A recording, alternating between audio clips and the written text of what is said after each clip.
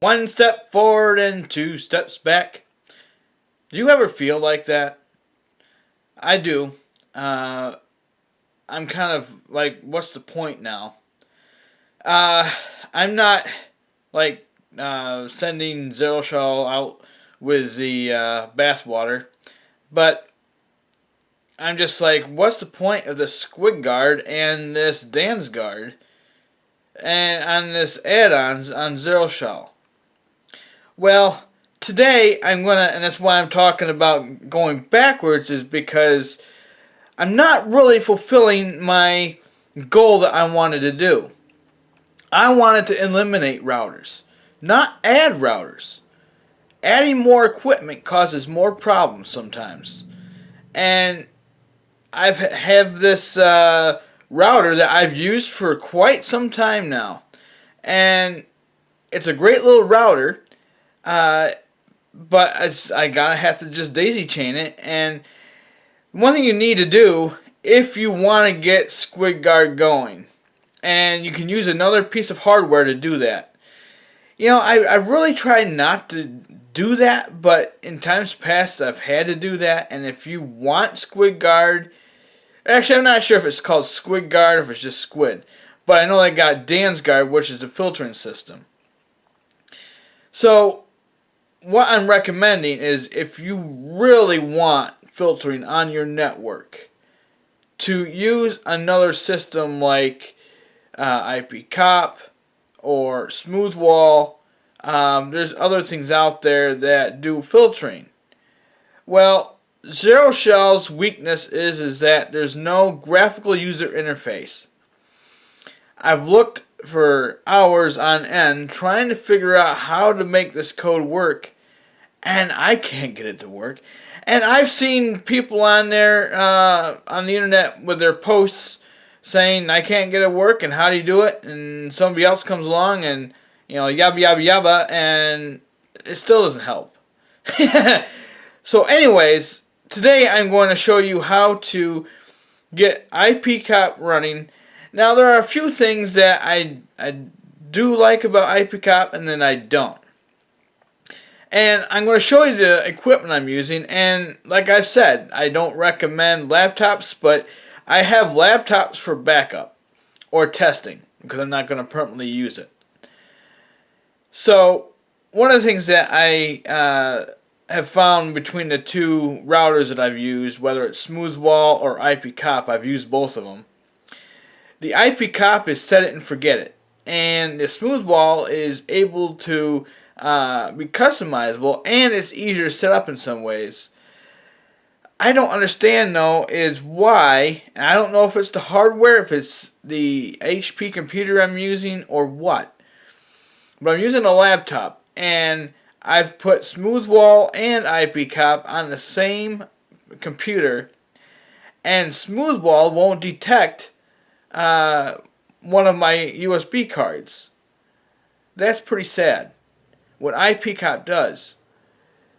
So let me get showing you the hardware that I'm using. Then I'm going to get to my screen to show you what I'm doing as far as the Squid and Dansguard. So let's get down to my master control room. The two laptops that you see behind me is the Zeroshell and the IPcop.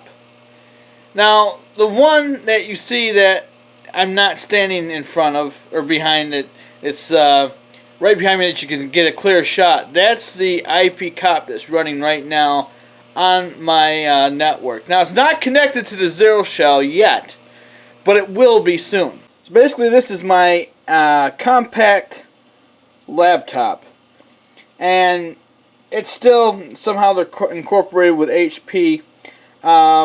There's the one built-in Ethernet jack that has the pink cable in it, and well, actually this laptop has a dead keyboard, so I have to use one externally. But once it's installed, you don't need the keyboard or the CD-ROM. But down on the other side here is the power cable and the two USB Ethernet cards. So that provides the internet coming in and going out to my network. So let me get to the screen and show you what's going on. Now, when you first log into IPcop, it will tell you your connect or disconnect, and I've been running for about 7 hours. So to get yourself started with SquidGuard, you go up to Services. Now, I've got everything set up, but I'm going to actually just show you how to set this thing up so it gets running. If you want to install IPcop, there's another great video on the internet that I've done that will show you different routers that I've installed and tested. So basically what you do is you go to Services and you click Proxy. And I've enabled green and blue because I got both those running. And then I come down here and I go to, let's see here. This one, redirectors. Now I just check that box and left 5 alone, and I just hit save. So once you're done with that, you come back up here, you go to URL filter, and then you enable all these. Now by default, you will not have a block list of categories. You gotta download it, or you can download a file that has it, which is what I've done. And here I've got a bunch of things blocked off that I don't want to have my computers accessible to, whether it's me or anybody else for that matter. And it works pretty good. Like I've said in other movies, if you watch those, that filtering systems are just a band-aid. They're not perfect, but they're better than nothing. So that's what I've got going here in my router. And then you can go to URL filter logs, and I've already got something that's blocked off, from the internet. So this thing right here will tell me what has been blocked from one of my computers that I was using. So how does this thing work? I come over to my test computer, and I've got this. I'm going to show you my card. That it has a DHCP address from the router, and here's ads. Some are blocked, some don't. It just depends. But anyhow, the first one I clicked on was iPhone, just because I wanted to find something that had something I didn't want on my network. So what happens when I click on this, and anybody that clicks on something like this is going to get a sign. So I'm going to get this access denied page, and it's going to tell me right up in the right hand corner why it's blocked, and it says tracking or tracker. Which back over here, if you look at your URL filtering, I've got a list of things like update sites and tracker and spyware, and then some other things here to do with different sexual things. And I'm just blocking it on my whole network just for the fact of don't want it on anybody's machine. And that goes for anything that I've got connected to it I want blocked. And there are ways around it. Like I said, there's no perfect really solution unless you shut down everything. But this is pretty stinking close to that it works pretty good. I mean, like if I try another website, it may let it through, may not, depending on if it has a tracking cookie.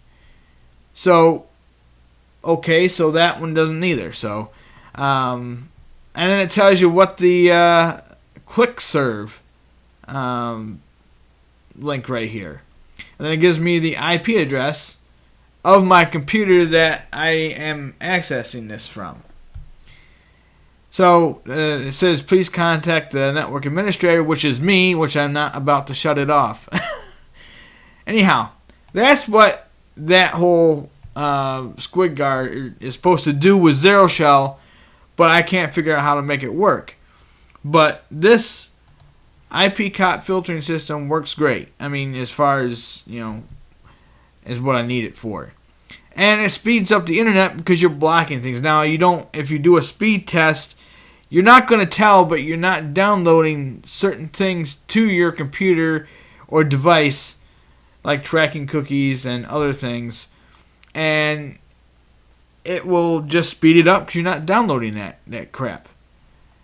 So, I actually got, well, let's see here. I didn't have this one checked either. I wanted that one checked, but you got to double check it and triple check it. Then you got to hit save and restart. And then that's it. And then you're all set. Now here you can do a whole bunch of things with blocking categories, and well, it goes right back up to the other page since I clicked save and restart. And there's a whole bunch of other things, which if you want to find out more, there's another video that, like I said, that I've done, and that will explain more about both routers that I've tested. So here you can click that button to update it. I don't recommend updating it once you get things installed, and it just works. The video that I highly recommend that you watch is router power. Now that's quite a long video to go through, but I show you everything in setting up and installing one of these other routers. And I even go through Zeroshell and how to set that up. So, if you are really interested in doing something like this, and you're like, well, Zeroshell just doesn't cut it, well, there's other alternatives. And I highly do recommend using Zeroshell with anything. I mean, it's still, even though that there's some drawbacks to it, it's still a good system. And until they come up with a graphical user interface so that you can customize your block lists, or if you want to make your own block lists, I can't see the point of using it. That Dansguard. I mean, it's just a useless add-on item. I mean, if you paid for a license, I mean, I don't know. I mean, I don't know what you're supposed to do. But, I mean, I do know what you can do. You can use alternatives. And that's what I'm going to do. But if I can get it going, I'll get it going. But I don't see it going right now without a graphical user interface. It's too hard. I don't got time to figure out how to get to that configuration file. Who knows what it does? And even if I do get into it, I probably won't even know what it does. I mean, I won't even know what is in there. So it's one of those things that's kind of a useless feature unless it had a graphical user interface. But I hope this video helps you out with solving your Dansguardian and your SquidGuard problem with Zeroshell. There's also other services out there that do this stuff, but you got to pay for it. And I'm not recommending that you do something like that when you can do it yourself. So I'll see you the next time on another video, and have a great day.